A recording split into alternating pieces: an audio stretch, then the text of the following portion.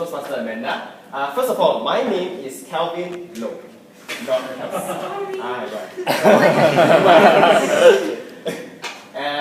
okay, so this is my first project speech, and before I start, I would like to say, well, I feel very, very honored to be here.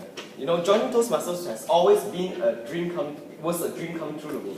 Because back in my secondary school, we never had this society.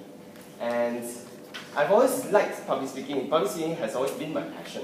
You know, so this is a great platform to actually expand the horizon, to actually take my limits, to push my limits and to push myself higher. Okay. So yeah, hopefully in the next 7 minutes, I would be able to give you guys a brief look at my life and hopefully not bore you all to death. Okay? Okay, so it started out, I'll just break this into 3 parts. The first part is I would like to share with all of you about the place I call home. So yeah, I was born and raised in Penang. I have 2 siblings, an older brother who's 4 years older and a sister who's 2 years older. And being the youngest, I don't know, I've always been quite a rebellious child, you know, at young age. And then I was the one who got the most canings from my parents compared to my siblings. True story. And yeah, and then, you know, from time to time, you know, after each event, I would think that, why are my parents caning me and then punishing me for the things I believed that I was right? And then I started to harbor the thought that maybe my parents loved my siblings more than me.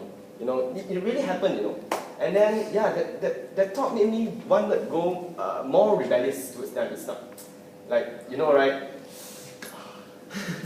And then, yeah, and it was after the primary school years, during my secondary school, I actually met a few of my friends who actually, you know, that changed my thinking, you know, because they shared with me how they felt, because they told me that their parents stayed home like not much and how lonely they felt.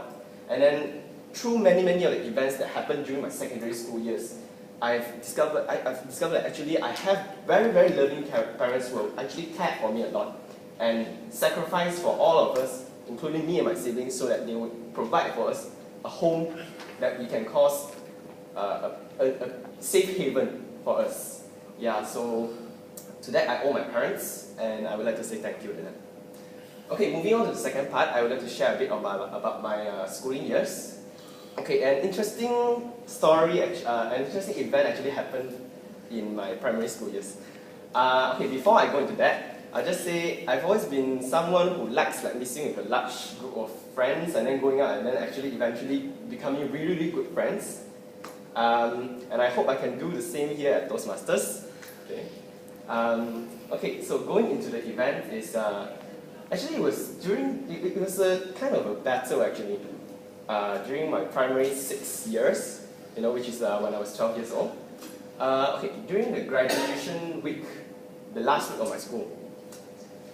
Okay, we will just give. Okay, there's a certain teacher. Okay, we just gave her a name L for Nomi. Okay, and yeah, she happened to pass by our class, and then it was the last week. I mean, it was really noisy, and then she happened to pass by, and then she overheard some of my classmates saying, referring to her as, okay, for all those Hokkien out there, Xiao Bo. Amazing, right? Yeah, and then she was furious. She was absolutely, oh my god, her shot out, you know. And then for the next few days, she kept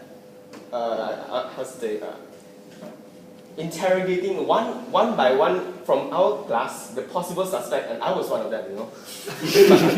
I never gave in, you know. None of us ever gave in. So in the end, she didn't know who was it that actually said that.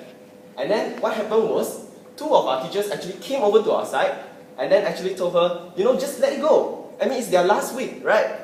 And then in the end, yes, we didn't get any punishment.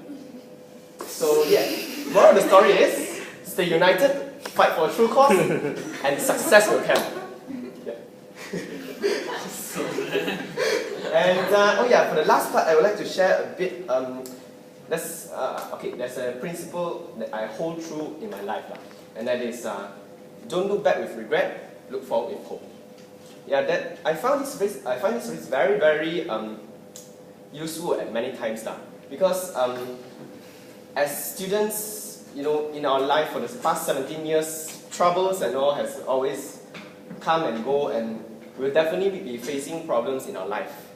And you know, at many times the troubles will, little by little, they will make us feel that, oh, why is this happening to me? And is it because I am incapable, or is it because there's something wrong with me, you know? And it eats out little by little at your self-esteem. And if you apply this phrase, which I always do, I will find that, you know, if a problem comes, just accept it, learn from it, move on. That's it. It doesn't make you go down, it makes you go higher. And that's the thing that I always hold up, and that's the thing that made me who I am today. So, okay, yeah, there you have it. A glimpse of life into